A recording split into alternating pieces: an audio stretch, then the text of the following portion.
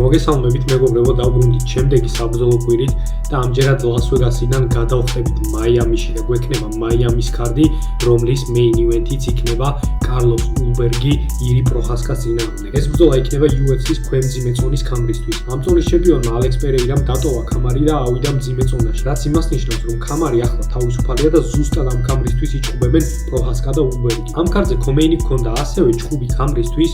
ჯოშუამას უნდა დაეცვა თავისი flyweight-ის ქამარით დაცურო ტაირას წინააღმდეგ, თუმცა რამდენიმე დღის წინ გავიგეთ ინფორმაცია, რომ ჯოშუამანი ჩაეხსნა ამ ჩხუბს და ამ ჩხუბმა გადაიწია ერთი თვით UFC 127-ის მაგივრად დაცურო ტაირა ვანის ჩხუბს ვიხილავთ UFC 128-ზე. ხოლო ამ კარდის ქომეინი გახდა აზამათ მურზაკანოვი პაულო კოსტას წინააღმდეგ. მეინ კარტში ბოლო ორი ჩხუბი გვაქვს დიდი ბიჭების და ჩვენ ვიხილავთ კურტის ბლეიდს, ჯოშ ჰოკიტის წინააღმდეგ heavyweight-ის ბაუტს, ისევე როგორც დომინიკ რეიეს, ჯონი ვოლკერის წინააღმდეგ light heavyweight-ების ჯახს. ეს და კიდევ სხვა ძალიან მაგარი ჩხუბები გვექნება ამ კარდზე და დავიწყოთ ნელ-ნელა ვიდეოს განხილვა. მინდა გთხოვოთ, რომ დაალაიქოთ ვიდეო და გამოიწეროთ არხი. მადლობა წინასწარ.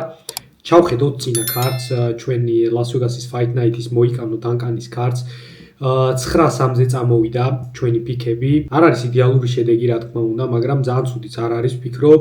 ყველაზე მეტად რამაც გამაკვირვა, იყო მოიკანო main event-ი, რა თქმა უნდა, არ მეგონა ნახდად მოიკანო ასე თუ მოინდომებდა. იქიდან გამომდინარე თუ როგორი ჩხუბა თავისი ბოლო ჩხუბი დარიუშთან, მეგონა რომ არამოტივირებულ მოიკანოს ნახავდით, თუმცა შევცდი ზედმეტად მოტივირებული იყო და იდეალური გეგმით გამოვიდა და 10-იანზე შეასრულა, რაც უნდა გაეკეთებინა. მეორე რაუნდში მოახერხა დაანოკდაუნა დანკანი და ჩაყვა ძირს ზურგი აუღოდა, გაგუდა, თავიდან ცდილობდა body lock takedown-ებს, რაც თქვი, ვიცოდი რომ აუცილებლად ექნებოდა გეგმაში მოიკანოს ეს.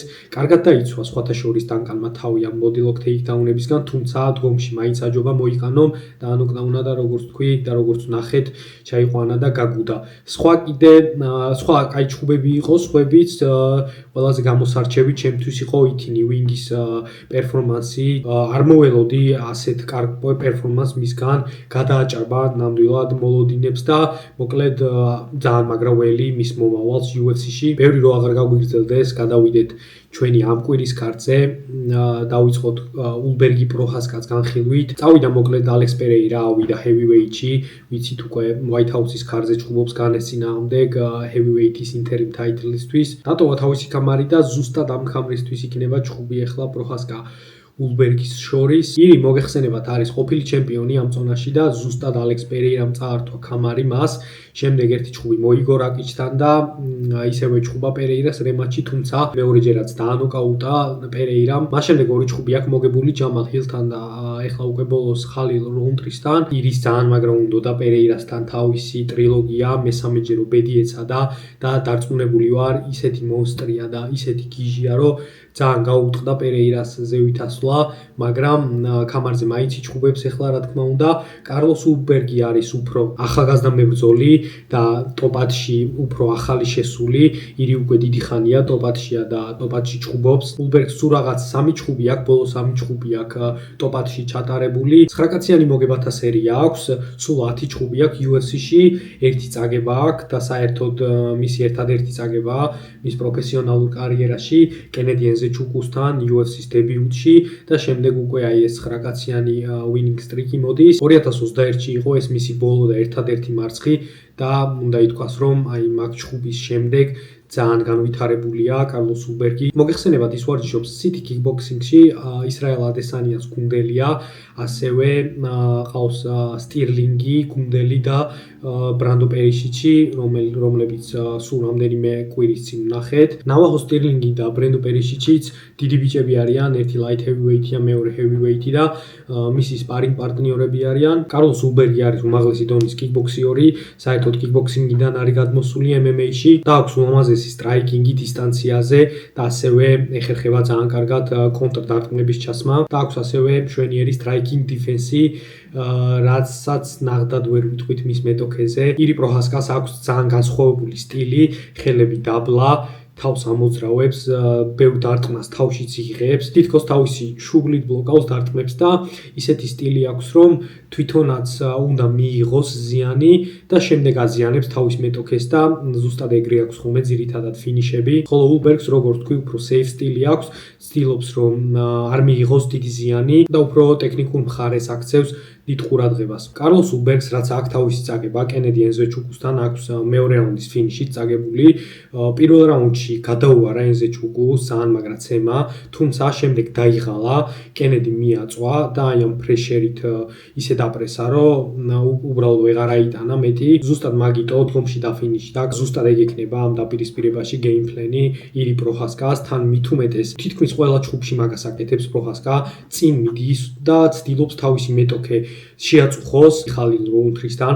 პირველი ორი რაუნდი წაგებული ჰქონდა, ტექნიკურად მოუგო ხალილმა და მესამეში მიაწვა, ძალიან მაგრა დაპრესა და უბრალოდ ვეღარ აიტანა ხალილმა. ნახეთ ასევე პროხასკას ჩხუბი გლოვერ ტეიშეირასთან, სადაც კამარი მოიპოვა 5 რაუნდიანი, მეხუთე რაუნდში მოიგო, მეხუთე რაუნდში დააფინიშა ირიმ ტეიშეირა. ძალიან ბევრი შანსი ჰქონდა ტეიშეირას მაგ ჩხუბში, თუმცა აი ამ თავისი ამტანობით ირიმ მაინც მოახერხა და გამოაძვრინა რეარ ნეიქედი მეხუთე რაუნდში. ვფიქრობ, რომ აი ეს ზეწოლა და ირის ასეთი ამტანობა იქნება გასაღები ამ ჩხუბში. ვფიქრობ, აუცილებლად ექნება შანსი ულბერგს ბრძოლის დასაწყისში პირველ რაუნდში, სადღაც მეორე რაუნდშიც, თუმცა ბრძოლა რაც უფრო გაგრძელდება, მით უფრო გადაიხრება ეს ბრძოლა ირი პროხასკასკენ. პროხასკა უფრო მაღალ დონეზე ჩხუბობს დიდი ხანია ულბერგთან შედარებით და პროხასკა აფინიშებს ძალიან მაღალი დონის მეტოქეებს. ულბერგიც ნელ-ნელა მაღლა ავიდა, თუმცა აი რო ჩავხედოთ განვლილ ჩხუბებს პროხასკას მეტოქეების დონე ბევრად მაღალია, აი თუნდაც ხალილ როუნტრი, ეხლა რო ვაჩხუბოთ ხალილ როუნტრი ულბერგთან, მე პირადად ხალილ როუნტრის მივანიჭებ უპირატესობას მაგ დაპირისპირებაში. მგონია რომ დაპრესავს, მაგრამ ირი ულბერგს აუცილებლად მიიღებს დარტყმებს თვითონაც და დაზიანდება, თუმცა მგონია რომ აი ამ ზეწოლით მიაწვება და საბოლოოდ დაამარცხებს აუცილებლად დააფინიშებს ულბერგს. რა ჩხუბი აქვს პროხასკას UFC-ში ჩატარებული და არც ერთი არ მისულა ქულებამდე და ეს ჩხუბიც დარწმუნებული ვარ არ მივა. აი ბიჭია მართლა ულბერგი ახალგაზრდაა თან, მაგრამ აი ეხლა ესეთი ირისთან ნახდად ვერ ავირჩევ, ამიტომ ჩემი ფიქი ამ დაპირისპირებაში იქნება ირი პროხასკას KO. ალბათ უფრო მესამე მეოთხე რაუნდის KO-ს ვფიქრობ. კოეფიციენტებს რო ჩავხედოთ ამ დაპირისპირებაში 1.93 აქვს პროხასკას, მოემატა უფრო ნაკლები ქონდა, როგორც მახსოვს, 1.93 აქვს ულბერგს და მშვენიერი კოეფიციენტი მგონია პროხასკას ეს 1.93. გადავიდეთ კომეინ ივენტზე, რაც გვაქვს პაულო კოსტა, აზამატ მურზაკანოვის წინააღმდეგ. პაულო კოსტა middleweight-დან ადის ახლა უკვე light heavyweight-ში. ჩვენ ვიცით, რომ პაულოს პრობლემები აქვს სულ წონაზე, წონის ჩაბარება სულ უჭირს და ალბათ ეგ არის მიზეზი, რატომაც ადის, მაგრამ თქვა, რომ ისევ ჩამოვალო middleweight-შიო, რაც არ მომწონს საერთოდ. ძალიან ისეთი ტიპია რა, ვერ გაიგებ თითქოს რა უნდა, ბრძოლებიდანაც ძალიან ხშირად ეხსნება ხოლმე და პრობლემები აქვს ხოლმე საერთოდ UFC-სთან ამის გამო. ადის მოკლედ ეხლა light heavyweight-ში და ეჩხუბება დაუმარცხებელ აზამატ მურზაკანოვს, 16-0-ზე რეკორდით არის მურზაკანოვი. ძალიან მაგრა გამოიყურება, მაგარი მებრძოლია, ძალიან ტექნიკურია, პატარა ემილიენკოს ეძახიან და მართლა ჩხუბის სტილით ძალიან წააგავს ფედორ ემილიენკოს. დაიმკვიდრა ამ კაცმა ძალიან კარგად თავისი თავი light heavyweight-ში, აგერ უკვე 6 ჩხუბი აქვს UFC-ში ჩატარებული, იმის შემდეგ რაც კონტენდერების სერიაში მოიპოვა კონტრაქტი და მოკლედ გადაუარა რა ყველა თავის მეტოქეს. ერთი ჩხუბი აქვს მარტო decision-ით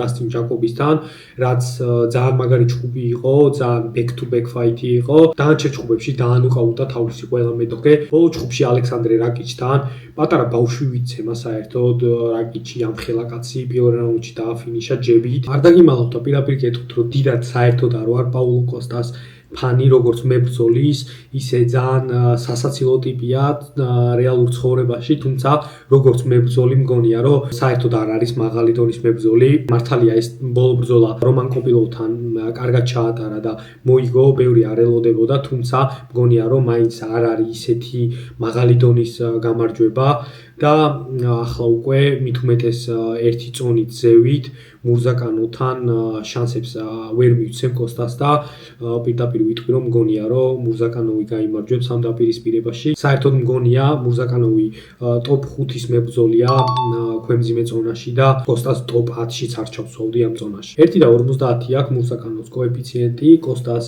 2.58 და ესეც ძალიან რეალური და ძალიან კაი კოეფიციენტები მგონია მსგავსად main fight-ისა. გადავხდეთ main card-ის შემდეგ დაპირისპირებაზე, კურტის ბლეიცი ჯოშ ჰოკიტის წინააღმდეგ.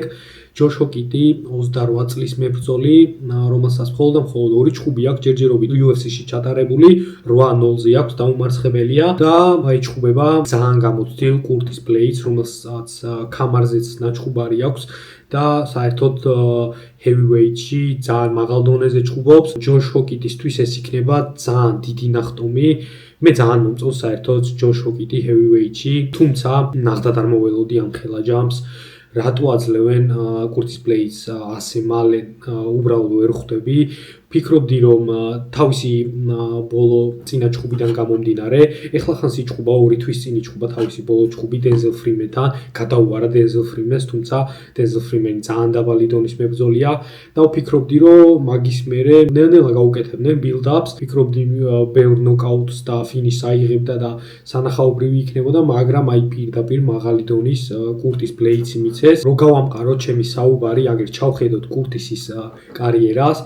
კურტის აქვს წაგებული UFC-ში, აქვს აი 4 წაგება, რომლებიც 5 წაგება უბრალოდ ბოდიში, ტომას პინალთან აქვს ბოლო ჩემპიონთან, იმის წინ აქვს სერგეი პავლოვიჩთან, დერეკ ლუისთან აქვს და ბოლო 2 არის ფრენსის განუსთან. ანუ უმაღლეს დონეზე აქვს მხოლოდ წაგებები. დანარჩენი მოგებები, აგერ იზვან კუნიევს მოუგო ბოლო ჩხუბი, მართალი არ იყო კარგი ჩხუბი და დიდი ალბათობით წააგო კიდევაც ბლეიცმა ეგ ჩხუბი. თქვა რომ მუხლი გავიწვიდაო პირველ რაუნდშიო და უბრალოდ გადარჩენაზე ვიყავიო, თუმცა მაინც მოგებული აქვს, აგერ ალმეიდა დააფინიშა heavyweight-ებში, უმაღლესი დონის მებრძოლია კურტის ბლეიცი.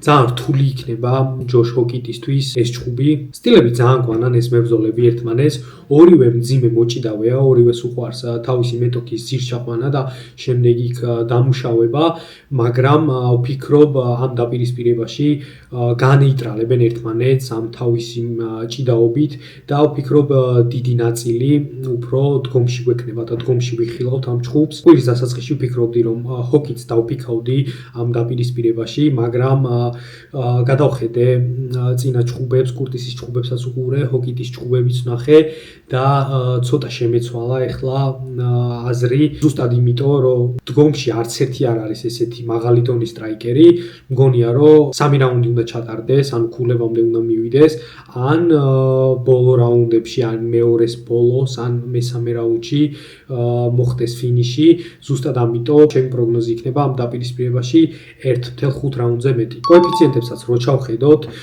კურტის აქვს 1.72, ანუ ფავორიტია, ჯოშ ჰოკიტი 2.10 კოეფიციენტით არის, რაც საკმაოდ სამართლიანია ჩემი აზრით, ხოლო ჩემ პროგნოზს რაც შეეხება 1.5-ზე მეტს აქვს 1.53 კოეფიციენტი, რაც მშვენიერია.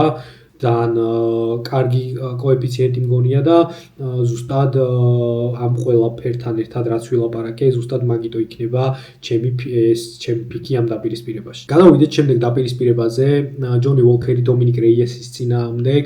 2 მებრძოლის დაპირისპირება გვაქვს light heavyweight-ში, რომლებსაც აქვთ სუსტი ყბა და ძალიან ხშირად ითიშებიან ხოლმე.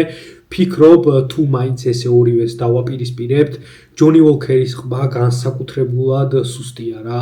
უბრალოდ ერთი სუფთა შეხება მის ყბასთან და ის ითიშება, თან ისე ძალიან სასაცილოდ ითიშება ჯონი უოლკერი, თითქოს აი მულტფილმებში რო არის ხოლმე მსგავსი სახის ფინიშები აქვს, ხოლო რეიეს რაც შეეხება, რეიესი ფინიშდება ძირითადად მაღალი დონის მებრძოლებთან, ანუ აი თავისი წონით კატეგორიაში ტოპ 5-ის მებრძოლებთან, ხოლო ჯონი უოლკერს აი ვინც გაარტყავს, ყველა გათიშავს. გვაქვს ასევე ნანახი ჯონი უოლკერის სპარინგ ვიდეოები, სპარინგზეც რო ითიშება ხოლმე და მოკლედ ამ კაცს ძალიან სუსტი ყბა აქვს, თუმცა ახერხებს მაინც და აქვს გამარჯვებები UFC-ში, აგერ ბოლო მოგებაც ჩინეთში, მახსოვს მინგი იანგ ჟანგს მოუგო, ხოლო რეიესი თავის ბოლო ჯგუფში ზუსტად აი ჩვენ კარლოს ულბერგთან აქვს KO-ი წაგებული და ძალიან ადვილად, თითქოს ადვილი გამოჩნდა, როგორც მოუგო ულბერგმა, ძალიან სუფთა დარტყმა იყო, თუმცა მანამდე უნდა აღინიშნოს სამ მოგებიანი სტრიკი ჰქონდა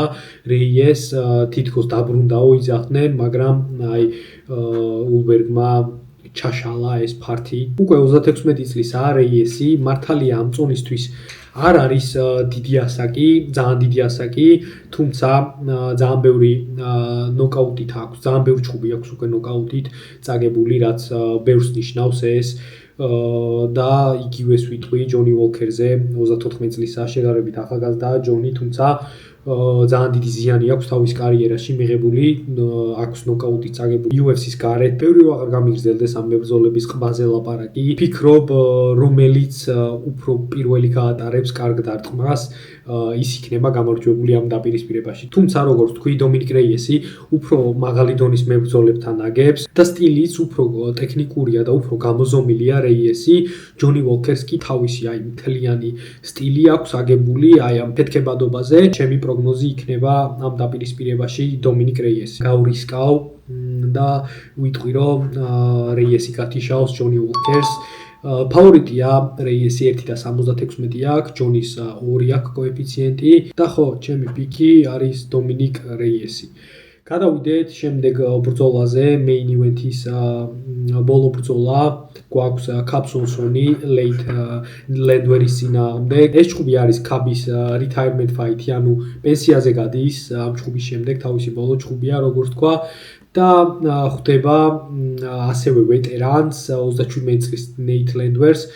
კაბი უკვე 52 წლისაა და არის აბსოლუტური ლეგენდა UFC-ს, ძალიან მაგარი მებრძოლი, ჩემი ერთ-ერთი საყვარელი მებრძოლი, რაც მახსენდება, რასაც ვიხსენებ, ჩემი პირველი ჯგუფი UFC-ში, რაც მაქვს ნანახი არის კაბის ჯგუფი დუჰო ჩოისთან, აი ეს ლეგენდარული ჯგუფი ალბათ ბევრ თქვენგანს გეკნებათ ნანახი, 2016 წელს არის გატარებული და Hall of Fame-ში არის ეს ჯგუფი შეყვანილი, ისეთი მაგარი ჯგუფი იყო, 3 რაუნდიანი decision-ი იყო და აი მაგ ჯგუფში დახოცეს დუჰო ჩოიმ და კაპსონსონმა ერთმანეთი და შეიძლება ითქვას, აი ეს იყო ჩემი ჯგუფი, რის მერეც ესე მაგრა შემიყვარდა UFC. ასე რომ კაბის ეს ბოლო ჯგუფი ძალიან ბევრს ნიშნავს ჩემთვის, ძალიან მაგრა ველოდები და ეხლა მიხვდებოდით ალბათ, რომ ამ ბრძოლაში აუცილებლად კაპსონსონს ავირჩევ. რა თქმა უნდა, მიკერძოებულად, მაგრამ ასევე მგონია, რომ ობიექტურადაც შანსები აქვს კაპს ამ დაპირისპირებაში. საერთოდ არ არის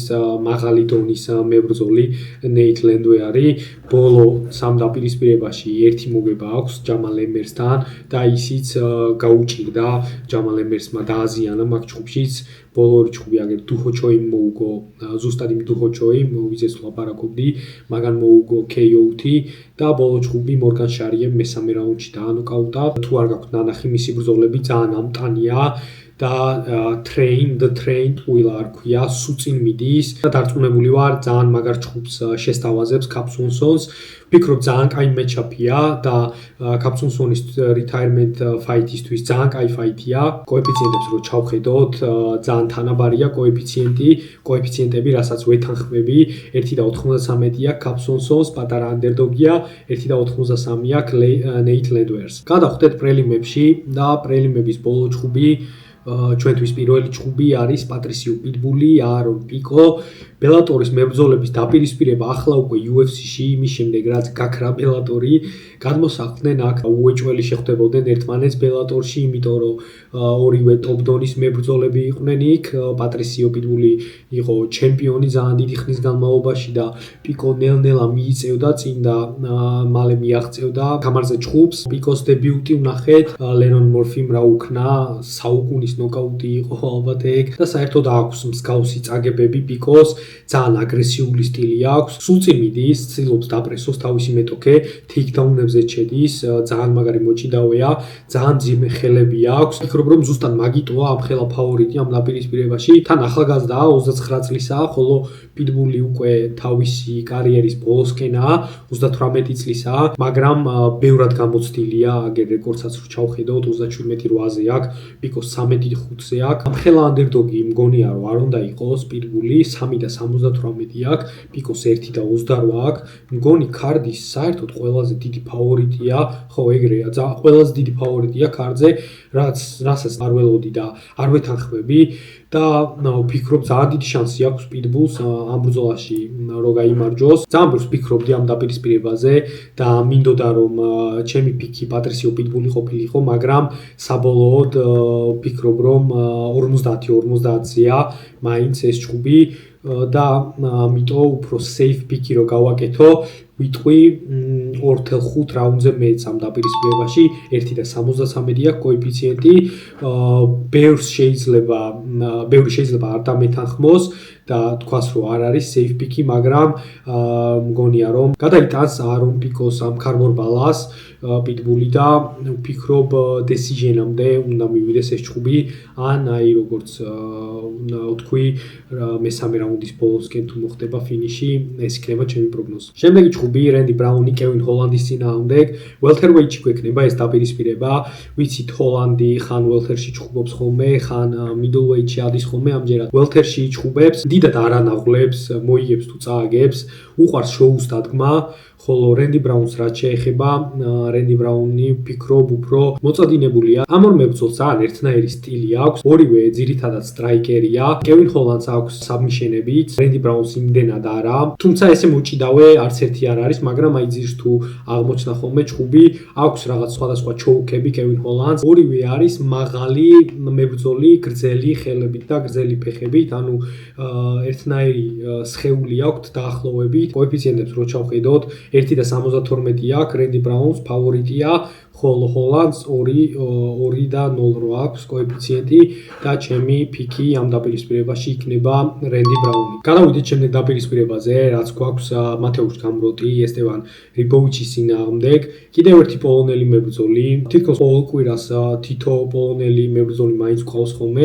ასე ხშირად ადრე ნამდვილად არ იყვნენ პოლონელები UFC-ში, მაგრამ ახლა ამ ეს წელი რაც დაიწყო, ძალიან ხშირად ხედავ, ძალიან დიდი იმედი მაქვს ქართველებსაც მალე ვიხილავთ ასე. მათეუს გამროც თავისი ჭუბი ოლივეირასთან აქვს ნაჭუბარი და წააგო. ვფიქრობ რომ ნადვილად მოუგო ჩარლზმა და აი მაგ წაგების გამო ეხლა ამ დაპირისპირებაში თუნდაც ისე უყურებენ გამროც, ნახე რომ ძალიან ბევრი ირჩევს რიბოვის ამ დაპირისპირებაში. მოგეხსენებათ მათეუს გამროტი არის მოჭიდავე ძირითადად და აი ზუსტად თავის ამ ჭიდაობაში დაიჩაგრა ჩარლზთან და მაგიტო ხალხი ძალიან დიდ დისკრედიტს აძლევს.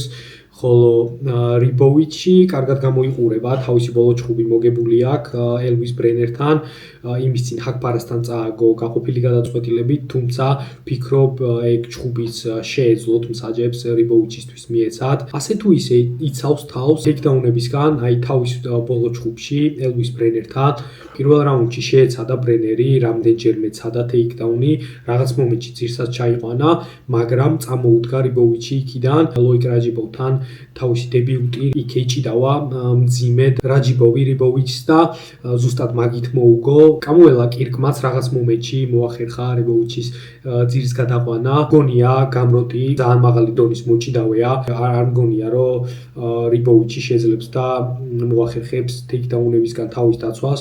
ვფიქრობ 1-2 ტეიქდაუნს აუცილებლად დაიცავს და როცა ძირს გადაიყვანს გამროტი წამოუდგება რამდენჯერმე, მაგრამ გამროტს აქვს ისეთი სტილი, რომ ერთი ტეიქდაუნის მერე მეორეს მოაყოლებს, მესამეს, მეოთხეს და სამი რაუნდი მგონია რომ არ უნდა გაუჭიდეს გამროც.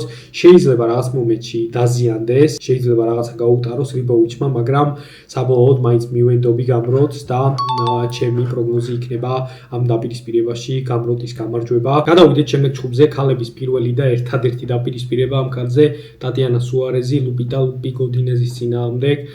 Strawweight-ში გაიმართება ყველაზე მსუბუქ ქალების ყველაზე მსუბუქ კატეგორიაში ეს ჭუბი.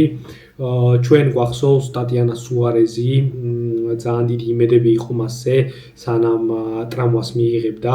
ტრამვის შემდეგ რამდენიმე წელი საერთოდ აღარ ჭუბობდა, ეხლა დაბრუნდა. ქამრამდეც მივიდა და უეილი ჟანგს ეჭუბა. თუმცა დამარცხდა, გადაუარა ვეილიმ კოეფიციენტებს რო ჩავხედე ამ ჯგუფში გამახსენდა ზუსტად ვეილისთან ჯგუფი, იმიტომ რომ ზუსტად იგივე კოეფიციენტები ჰქონდათ, 1.60 აქვს სუარეს და 2.30 აქვს გოდინეს, ზუსტად იგივე კოეფიციენტები ჰქონდათ, ვეილი იყო ანდერდოგი, მახსოვს, რასაც ძალიან არ ვეთანხმებოდი და დაამტკიცა კიდევაც ვეილიმ რომ ბევრად უკეთესი მებრძოლია. მაგის შემდეგ ბოლო ჯგუფი ამანდა ლემოსთან აქვს მოგებული, რომელშიც ძალიან ცუდად გამოიყურებოდა, თავისუფლად შეეძლო ლემოს მოეგო ეგ ჯგუფი უბრალოდ თავისი აი ამ დაბალი IQ-ით დამარცხდა ლემოსი. ლუპის რაც შეეხება საკმაოდ დიდი ხანია უკვე UFC-შია, ძალიან ბევრი ჯგუფები აქვს. რაღაც მომენტში ადის მაღალ დონეზე და შემდეგ უკვე აი ტოპ მებრძოლებთან აგებს. ბოლო ორი წაგება რაც აქვს უვირნა ჯანდირობასთან და მაკენზი, ეხლა უკვე ამ ზონის ჩემპიონთან მაკენზი დერნთან აქვს. ლუპით არის მექსიკელი და სტრაიკინგში სუარესთან აუცილებლად ექნება უპირატესობა, თუმცა ჭიდაობაში რა თქმა უნდა სუარეზი უკეთესი მოჭიდავეა, მაგრამ ლუპიტაც არ არის ძალიან ცუდი მოჭიდავე, მას ყავს დები ოლიმპიური დონის მოჭიდავეები და თვითონაც რაღაც დონეზე აქვს ჭიდაობა, ზუსტად ამიტომ ფიქს ამ დაპირისპირებაში გავაკეთებ ლუპიტა გოდინეს, ჩაითრევს სკრემბლებში სუარეს და შეძლებს ფეხზე წამოდგომას და შემდეგ დგომში წესით უნდა აჯობოს, ვფიქრობ დესიჟენამდე მივა ეს ჯგუფი და უფრო ლუპისკენ გადავიხრები ვიდრე სუარეზისკენ. შემდეგი დაპირისპირება მარკუელ მედეიროსი, კრის ტაკოპადილას წინააღმდეგ. ორივე მებრძოლი კარგად გამოიყურება UFC-ში. მედეიროს აქვს 3 ჯგუფი UFC-ში მოგებული, ხოლო პადილას 4 მოგება დაუგროვდა UFC-ში, ორივე დაუმარცხებელია ჯერჯერობით UFC-ში. მგონია სკილები ძალიან გვანან ეს მებრძოლები ერთმანეთს. პადილას ჭიდაობაც შეუძლია, მაგაში ჯობია ჩემი აზრით. მედეიროსმა თუ მოახერხა და თუ გაუჩერდა ფეხზე თავის დისტანციაზე, როგორც უყვარს, ფიქრობ ექნება შანსი რომ მოუგოს ტაკოს. ფიქრობ პადილამ უნდა ჩაუხუროს დისტანცია მედეიროს და ფოკეტში ეჭუბოს, თან თეიქდაუნებიც გაუმიქსოს და თუ ამას მოახერხებს, წესით უნდა გაიმარჯვოს. კოეფიციენტებში პადილა არის ფავორიტი 1.50 აქვს, მედეიროს 2.53 და ჩემი ფიქი ამ დაპირისპირებაში იქნება კრის პადილა. გადავიდეთ შემდეგ ჯგუფზე, რაც გვაქვს კევინ გასტელუმი, ვინსენტე ლუკეს წინააღმდეგ. ერლი პრელიმებშია ეს ჯგუფი, რაც ძალიან უცნაურია, იმიტომ რომ ორივე შეიძლება ითქვას UFC-ს ლეგენდები არიან. რაღაც თავის კარიერის რაღაც მომენტში ორივე ტოპ დონეზე იყო. გასტელუმს ქამარზეც აქვს ნაჩხუბი ადესანიასთან. ლუკეს თავის კარიერის რაღაც მომენტში უმაღლეს დონეზე იყო, ტოპ 5-ში იყო. ვანდერბოისთან აქვს ნაჩხუბარი, უდლისთანაც აქვს ნაჩხუბარი, ხოლო შემდეგ 4 წლის წინ ჯეოფ ნილთან რო წააგო თავისი ჯგუფი, რო დანოკაუტდა, მაშინ დაემართა სისხლის დენა დაემართა ტვინში თუ რაღაც მსგავსი, რაც ძალიან სერიოზული იყო და ოპერაციები გაიკეთა და შეიძლება ითქვას აი მაგ ჯგუფის შემდეგ ლუკეს კარიერა ძალიან ქვემოთ ჩავიდა და თავისუფლად ვიტყვი, რომ ლუკე თავის 50%-იც აღარ არის. მთელი კარიერა აქვს welterweight-ში ჩატარებული და ახლა ადის middleweight-ში კევინ გასტელუმთან, middleweight-ში იჭუბებს. ფიქრობ ორივე მებრძოლი თავის კარიერის ბოლოსკენ არიან და არც ერთი არ გამოიყურება კარგად. კევინ გასტელუმს ძალიან დიდი პრობლემები აქვს წონასთან დაკავშირებით, middleweight-ში ჭუბობს და დისციპლინასთან აშკარად პრობლემები აქვს ამ კაცს. წონას ვერ აბარებს ხოლმე, ზემოთ წონაშიც არ ადის, იმიტომ რომ light heavyweight-ისთვის ძალიან პატარაა, დაჟე middleweight-ში ჭუბობს და middleweight-ისთვისაც პატარაა. აი welterweight-შიც ნორმალურია. რო რამე ვფიქრობ lightweight-ში შეუძლია ამ კაცს ჭუბოს. უშუალოდ დაპირისპირებაზე რო ვილაპარაკოთ, ბოლო ჯგუფი მოგებული აქვს სტოლფუსთან, გასტელუმს, ასე თუ ისე კარგად გამოიყურებოდა და აი სტოლფუსის წინ პაიფერთან აქვს ჯგუფი ჩატარებული და მეორე და მესამე რაუნდში ძალიან კარგად გამოიყურებოდა პაიფერთან, მესამე რაუნდი მოუგო კიდევაც პაიფერს და აგერ ნახეთ პაიფერმა ადესანიას რა უკნა. ძალიან გამძლეა გასტელუმი, ძალიან მაგარი ყბა აქვს, ამის გათიშვა და დაფინიშება ძნელია და ვფიქრობ ლუკეს ერთადერთი შანსი ამ დაპირისპირებაში იქნებოდა გასტელუმის დაფინიშება, მაგრამ იქიდან გამომდინარე თუ როგორი გამძლეა გასტელუმი მგონია რომ ვერ შეძლებს ლუკი გასტელუმი დარჩება ამ დაპირისპირებაში გამარჯვებული კოეფიციენტებს რო ჩავხედოთ 1.37 აქვს გასტელუმს ლუკს აქვს 3 და ხო ჩემი პიკია ამ დაპირისპირებაში კევინ გასტელუმი მივადექით ბოლო ჯგუფს ერლი პრელიმების პირველ ჯგუფს რაც გვაქვს ჩარლს რატკი ფრანცისკო პრადოს წინააღმდეგ ველთერვეითების ჯახი გვექნება ფრანცისკო პრადო ახალგაზრდა 23 წლის არგენტინელი მებრძოლი აგერ UFC-ში 5 ჯგუფი აქვს სანამ UFC-ში მოხვდებოდა მანამდე დაუმარცხებელი იყო ხოლო UFC-ში 5 ჯგუფიდან მხოლოდ ერთი მოგება აქვს ეს კაცი არის ფინიშერი ყველა ჯგუფი აქვს ფინიშით მოგებული და ყველა წაგება აქვს დესიჟენით წაგებული ამ კაცს აქვს ქვის ყბა დიდი ოთხკუთხედი თავი და დიდი ყბა აქვს წინაკვირის ითან ივინგის მსგავსად მოკლედ ძალიან ამტანია მაგრამ ველთერვეითისთვის ძალიან პატარაა ძალიან დაბალია არ ვიცი ლაითვეიტში რატო არ ჩხუბობს ვფიქრობ თავისუფლად შეუძლია დაიკლოს წონა ბოლო ჯგუფი წააგო ნიკოლაი ვერეტნიკოვთან სპლიტ დესიჟენით აქვს რომელიც ძალიან თანაბარი ჯგუფი იყო მაგრამ ვერეტნიკოვი საერთოდ არ არის მაღალი დონის მებრძოლი და ახლო ჯგუფიც ვერეტნიკოვთან ძალიან ცუდად გამოიყურება ჩემთვის ხოლო რატკის რაც შეეხება რატკი ველთერვეითისთვის საკმაოდ დიდი ზომით დიდი მებრძოლია ფინიშერია ეს კაციც თავის ოპონენტის მსგავსად აქვს ძალიან კაი ფინიშები ძალიან კაი KO ფინიშები თუმცა თავის ბოლო ჯგუფში დანიელ ფუნზასთან საერთოდ შეცვალა თავისი სტილი და 3 რაუნდი ეჭიდავა თავის მეტოქეს და აი მესამე რაუნდის ბოლოს რიარ ნეიქედით დააფინიშა ეჭიდავა მოკლედ და ჩარლს რატკიმ იმ ჯგუფში გააკეთა და დაგვანახა ის რომ თავის სკილებს არ ვითარებს და შეუძლია ჯგუფის მოგება როგორც ჭიდაობით ასევე მხოლოდ სტრაიკინგით ასე რომ მგონია პრადოს ამ დაპირისპირებაში გაუმიქსავს აუცილებლად იმიტომ რომ პრადო ძირითადად სტრაიკერია ძალიან მძიმე ხელები აქვს და რაღაც მომენტში ვფიქრობ თავი თუ არაკომფორტულად იგრძნო რატკიმ